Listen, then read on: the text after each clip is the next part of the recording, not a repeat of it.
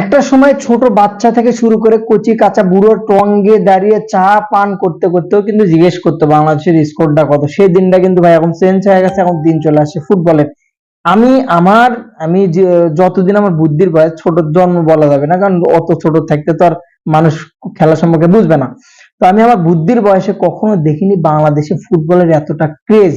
আগে যখন আমাদের স্কুল মাঠে, হাই স্কুল মাঠে খেলা হতো, তখন দেখতাম মাইকেল করা হতো, আজ বিবাহিত বনাম অবিবাহিতদের খেলা আছে, পুরস্কার হিসেবে আছে একটি ছাগল, চলে আসুন আপনারা দুপুর 3টায় বিকাল 3টায় একবারে হাট বাজারের নামে ব্যাগ একটা ঘাড়ে নিয়ে পেঁয়াজ মরিচ আদা রসুন নেওয়া লাগবে। মায়ে বলে দিচ্ছিল, খেলা দেখতে যাচ্ছিলাম 3টার দিকে, খেলা টেলা দেখে অবিবাহিত বিবাহিত জয়ী একজন খাসিলে বাড়ির গেছে, বাজারের কথা কিন্তু ভুলে যেতাম। ওই যে একটা ক্রেজ, একটা সময় এটা গ্রামের মধ্যে সীমাবদ্ধতা ছিল, পুরো দেশ কিন্তু ছিল না।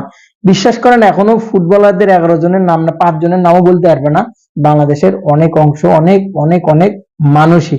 এই যে ক্রেজ, এটা কিন্তু একদিনে হয় নাই, অনেক দিনে হয়েছে। তো ফুটবলের দিন কিন্তু শুরু হয়েছে, ক্রিকেটের কিন্তু অধঃপতন। ক্রিকেটে কিন্তু ব্র্যান্ড ভ্যালু কখনোই আসবে না তামিম সাকিব ছাড়া। এখনো যদি হামজা চৌধুরী নিয়ে আমরা যখন কথা বলি, তখন ওই সাকিব তামিমই চলে আসে। সো এখন পর্যন্ত যদি বাংলাদেশ ক্রিকেট ওইরকম ব্র্যান্ড ভ্যালু হয়েছে, এরকম কেউ তৈরি হয়েছে, লর্ড শান্তক দেখতে কেউ কিন্তু মাঠে যাবে না, এটা কিন্তু আপনাকে মনে রাখতে হবে। এটা ফুটবলের ক্রেজ, যেখানে ক্রিকেটটা একবারে ডাউন হয়ে গেছে। এখান থেকে ফিরে আসতে হলে ভালো কিছু ইনিংস, ভালো কিছু জয় উপহার দিতে হবে বাংলাদেশের দর্শককে। Best of luck.